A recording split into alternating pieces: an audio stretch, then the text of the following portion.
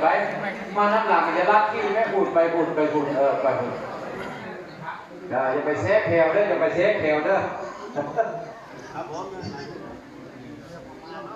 อย่าเพิ่นเข้ากันจะปั๊บขึ้นบนจับยับเข้าไปก็งามเอาในแม่ไป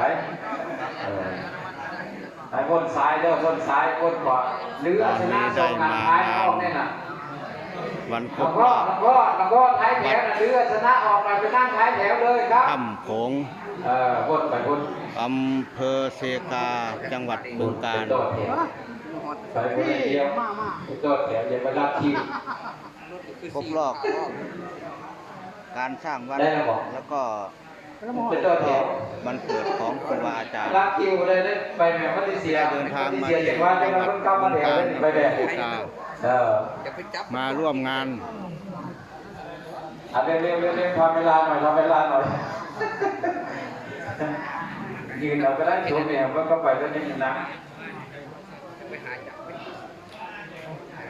รับแล้วบนซ้ายเด้อ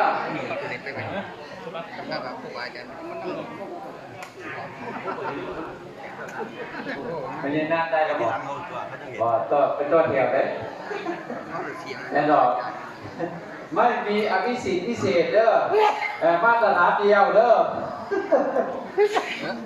การลงอย่างผมมันจะได้เจียงพอเร็วมาใหญ่เร็วมาใกล้ๆเลยเนี่ยหน้าเต่าก็ได้นี่หลายอยู่ครับพ่อกันที่ดอกไปมาอันสรรพคุณมันได้ไหนบอกกันแบบนี้ง่ายอย่างแน่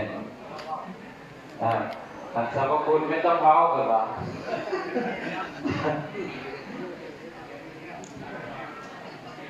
อย่าให้เป็นซองแถวนี่ให้เป็นแถวเดียวเด้อให้เป็นแถวเดียว